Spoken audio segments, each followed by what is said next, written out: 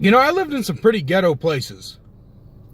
I grew up in the South Louisiana ghetto. I lived in a place where the convenience store was owned by one Indian guy, and it didn't even have shelves. Like, it wasn't even a store.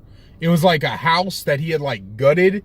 He lived in like the attic at the top, and the store, it didn't have shelves. It had those long white tables you could buy at Walmart, and those had like the products on it. And he didn't even have a counter. It was a bar stool with one of those old like, you know, like the green hat. That was the register, right? His till was like a little box, cardboard box. One Indian guy named Sadesh ran it, and that was how poor it was, right? Like, you'd go in and you'd pick up like the $1 candy bar, you'd bring it to the front, and he'd be like, $3.95. Sadesh, it says $1, but $3.95. Did I ask you what it say? I don't care what it says. I do not care. American dream, it bullshit. I'm going to charge you more because I want to charge you more. Some bullshit. I'm forced to live a stereotype. I run a gas station now. Sadesh, you don't sell any gas, man. Did I ask you that? You going to buy something or get the fuck out? I can't do a very good Indian accent. It always turns French. Anyway. So my point is that I've been in poor places. But the neighborhood I dropped this guy off in today is so ghetto.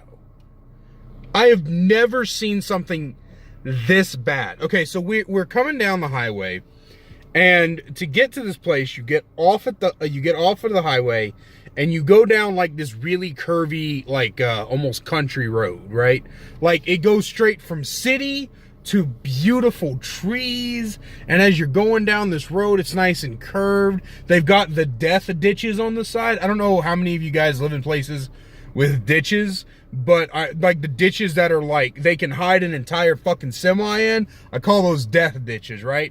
But they got those on the side, and there's some trees, and you know, like, you could look out and you could see, like, you saw deer. I saw deer like hop, and I'm thinking, wow, we're probably heading to a really beautiful piece of property. As we're coming around this one corner, the guy taps me on the shoulder and he goes, hey, lock the doors. What?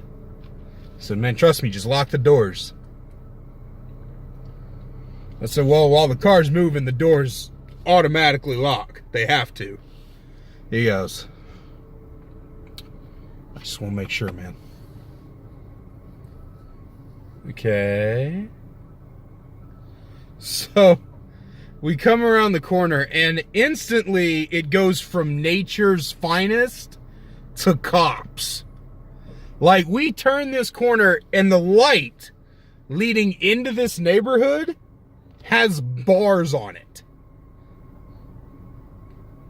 Bars on the traffic light 13 feet in the air. That was my first warning sign. Okay, if so many people are breaking the traffic lights, you got to put bars on it? I already know I'm in for a shit show. So right now I am preparing myself because I don't know how bad this is going to get. Now, I might have grown up in the ghetto. I've got a few tendencies from the ghetto. I know how to carry myself. But I'm still a very, very, very squishy looking white boy. I could possibly die today. So the dude's in the back and he goes, now listen, don't look anyone in the eye. It's like, I won't. It's like, I'm serious, man. So we're driving. Now I've got my head straight, but I'm trying not to look at these houses. I don't think there was a single house there that had a door. They had doors, but they didn't. You know what I mean? Like, it was a storm door, and then right behind all the storm doors were like curtains. There's windows with plywood on them. I'm like, hey, some of these closed down? He's like, no. Nothing here is closed down. People live in these.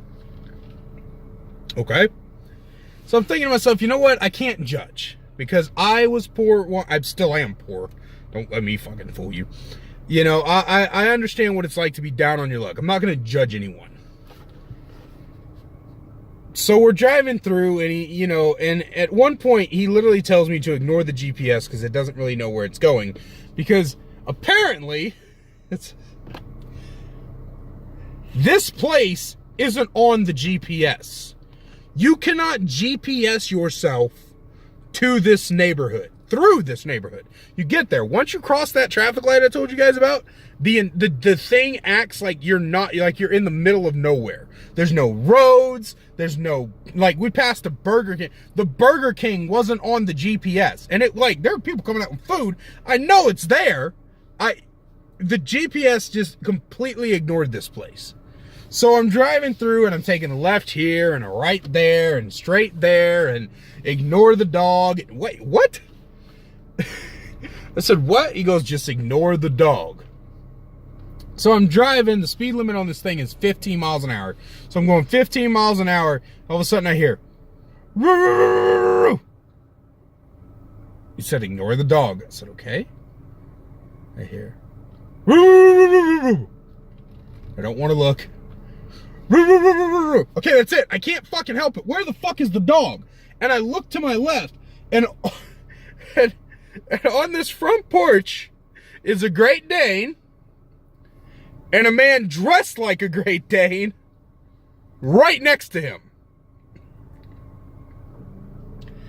And I looked a little bit, and then I looked back because I remembered the no eye contact rule, and I said, what's with the, he said, dude, I told you to just ignore the dog. I was like, dude, what the fuck is going on here? He's like, listen, the man's a prostitute. Wait. There is no situation that you're going to explain to me that's going to make that any less fucking weird. He goes, listen, for real, the man's a prostitute and he only sells himself to people who will fuck him in a dog costume.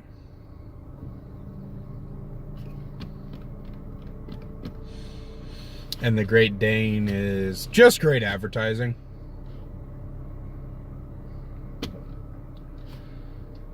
So I'm driving down, and then I realize as we're going through this neighborhood, I haven't seen a single cop. So I look in the back, and it's like he predicted my question.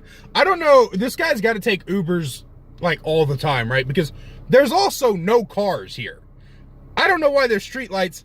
I haven't seen a single car. Oh, no, I've seen cars, but they're flat and on cinder blocks, and one of them was just a frame. So it's like he predicts my question. So I turn back and he goes, look, the cops haven't been here since like I was a teenager. I think they just forgot this place exists. What? So finally we're done navigating this whole fucking maze of broken down houses and broken down cars and dogmen prostitutes. And we pull up to this dude's house, and I look, and it's the only house in good condition. And I turn to look at him, and he goes, dude, I can afford an Uber. You think I wouldn't have a decent house? The only one here? Plus the rent's really cheap. And then he just left. Okay.